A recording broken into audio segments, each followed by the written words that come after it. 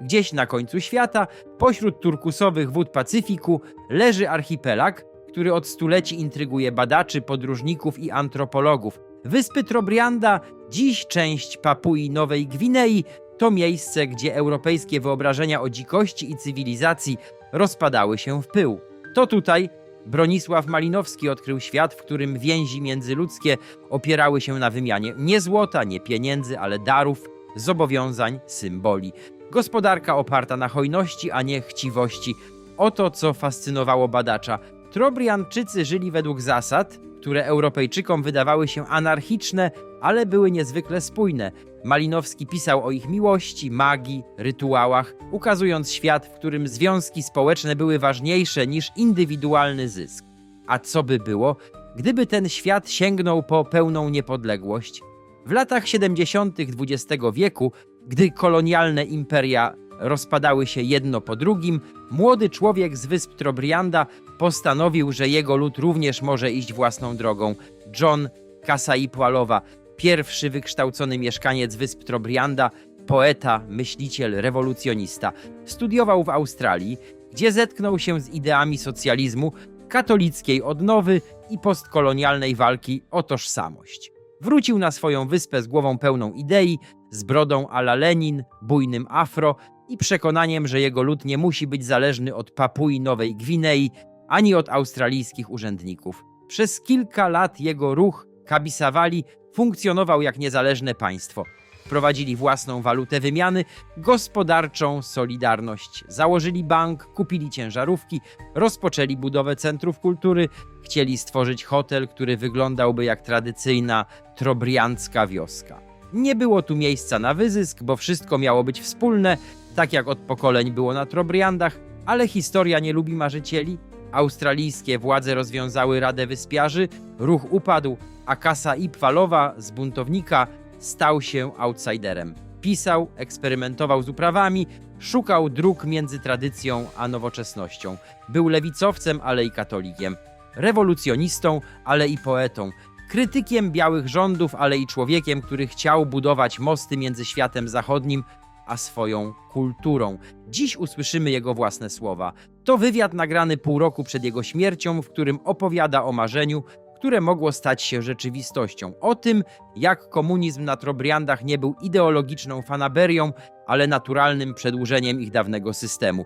O tym, jak to jest być pierwszym wykształconym człowiekiem z wyspy, który postanowił, że nie będzie milczał. Oto rozmowa z człowiekiem, który na moment uniósł swoją wyspę ku wolności.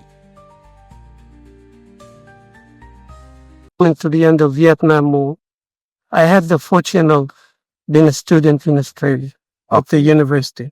So at that time, I was introduced to all the student movement in the 60s and 70s throughout the world, social revolutionaries and all this. And, it made a lot of sense. But it was also a good preparation because at that time, Papua New Guinea, we wanted independence, but what independence was going to be all about in reality.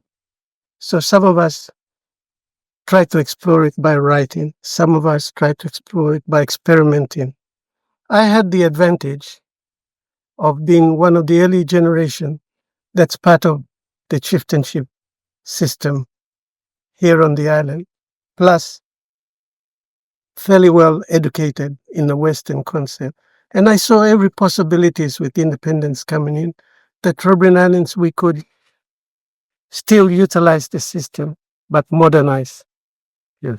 Because at that time, and that was an experiment, of course, the rest of the country was not ready. We declared independence in 1973, Trobriand Islands chiefs and everything. We declared our independence before Papua New Guinea. At the moment, 60s, 70s, Trobriand Island people are homogeneous, one group of people. Now it's impossible. Okay, so more autonomy now. Some of my own relatives, my sister's children are Australians. Some are now Americans. Yes. So even though they will come back, I myself have a Chinese wife. So that time it was good for us to be clear what we wanted in terms of values, set of values. And it was more ideas. It has to be tested with reality. And that's where the three tiers of politics and the leaders at national level like Somare and the rest of the majority of Papua New Guineans have heard about independence, but they knew that they were more autonomous, but then they're still part of Papua New Guinea. So because here we have a system of sharing feasts, garden work, even families. The chieftain system, when we marry a wife, we don't marry just a woman, we marry into a clan, connected clan. And so it carries obligations. Of course, on a personal basis, there is still that personal between wife and husband and children as a unit. But it's already, you walk into an extended system already that can have many generations background to it. So sometimes it's very frustrating because it's demanding, but it's also very enriching because every day you are given these opportunities to be part of contributing towards a much bigger family than your individual. And in some ways now, with increased population, our generation of young men now, Papua New Guineans, they are no longer just Papua New Guineans, even though they fly the flag and all of this. They're already related to Americans, Polish, English, and that's the beauty about the dynamics of independence. After 76, I then became more focused on self-discovery and self-articulation. So I write folk operas, poetry, and literature. So literature as well as traditional technology in gardening, which you cannot write about. You can only experiment with problem of introducing new crops and feeding the people. So after 76, 70, the ideas, we noticed that it's not necessary to own socialist ideas because it's already transmitted and it's out of the 1,000 cultures in Papua New Guinea. We have a tremendous potential of a great, rich diversity, but we still haven't realized that we can. But as a nation, it's shaping, it's forcing that to take place. So I'm very hopeful that after the 2022 election, next 5 years is a great period for social experimentation. Papua New Guinea is very, very fortunate. Its cultural milieu is a socialist. So the background, Natural cultural background is socialist. Is socialism. In the village, the unit, the clan, the family is definitely socialist. Anybody try to be beyond that or individual, you soon find yourself ostracized and you are left out. So the richness of Papua New Guinea diversity is based on socialism. Socialism that's by marriage, by clan, by history, and in particular for Milne, we have another formal system overriding trade called Kula, Yes, which Kula connects, trade. yeah, which connects again, even though you judge it by exchange of different articles, but underneath is every generation you're confronted with relatives that you inherit as if where they turn up and they said, look, your father is my Kula partner and we're family. Thank you. Come in, brother. Yeah. So in many ways, we are very fortunate. Of course, how to manage that background to make it productive for each one. That's what the country is going through. At that time, I would say I was very, very fortunate to be the only educated. And now there's a lot of Papua New Guineans that are also same part of the chieftainship that still had I became the mouthpiece. And because I liked and understood what the chiefs were saying, I was able to exercise not only initiative, but also responsibility.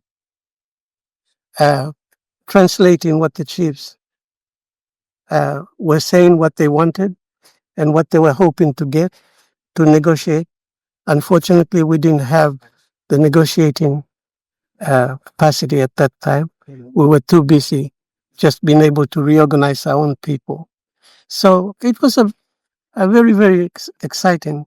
And I believe in many ways that same experience will be revisited again, but it may be, in the next future, in the in the next next generation. That's correct. Yes. In papers, I've published some ideas on, on papers, but not so much, like a book. Much of it, I've put it in poetry. Okay. Mainly I write in English, but I use symbolic stories, combine epic stories, putting them together, but underneath that's poem. But the stories is based on Trobrianda, an epic story. But I use this as to explain where Papua New Guinea and where we are hoping. Then I worked with musicians, stage, so they've converted into folk operas that are able to be performed. As you know, sometimes poetry is a very lonely. Yeah. Only very few people read poetry, but then when reaching other people, especially when I write in English and my audience are basically Papua New Guinea, it's a big problem. I enjoy personally writing, and it's easier to, I'm comfortable in expressing myself in English. But my audience are Papua New Guinean who speak Pidgin mostly, if not their own particular 1,000 languages. I think we have a fantastic prime minister now who is both a visionary, but being an engineer. He's managed to come up with a slogan that really is quite exciting to everybody. And that is taking back PNG, and PNG becoming the richest Black Christian nation in the world. This is the slogan of current Prime Minister. And even though that is a slogan, but it's focusing everybody, because Christianity has already taken roots, whether we like it, be it Catholic, United Church, but throughout Papua New Guinea, everybody nominally accepts that we are a Christian country and pay respects and participate in all forms of Christian. But underneath all of that is still the milieu of the traditional socialist. And is Christianity socialist also? Of course. Yes. Jesus was a revolutionist. He was a That's it. communist. The communist. Yes. Yes, very interesting, sir. But it's a revolutionary socialist. And he really knew how to tap the spiritual energy of mankind. And this is where now I find exciting. Even I'm revisiting and rereading the Bible every day. And, there's a lot that I find that in my haste to acquire Western education very quickly up to university level, now I have to go back and revisit the footprints and try to see where the toe is and where we have a fantastic opportunity of utilizing the best modern technology that's developed based on management of, we are so rich. The fact of the matter is, as a country, minerals, we are so rich that we just take for granted. What we have yet to know, to get the confidence of how to create industries based on what we have, but produce things that other people and other countries need. Yeah. Agriculture, for instance. So modern socialism. Of course. Modern socialism. Of course. And I'm very hopeful. Sometimes it's you have to be, I guess, have a few gray hairs to begin to see things that sometimes it takes time. But when I was a young man, I thought you can do this by making proclamations and doing things in a hurry. But when you're dealing with people, to really establish uh, a truth that can be passed on to the next generation. It takes patience and the human contact. At that time, I was enemy number one for Somalia, Okay. because Somalia was trying to form um, the country of Papua New Guinea, and so automatically we were branded as cargo cultists, number one, so that we had to explain that we were not cargo cultists. So we had internal that forced us to have to redefine and explain to our people. But most important, politically, Somalia made sure that we did not succeed. He could not take us on directly even though we had confrontation with the police. But very quickly, we negotiated a settlement and he withdrew.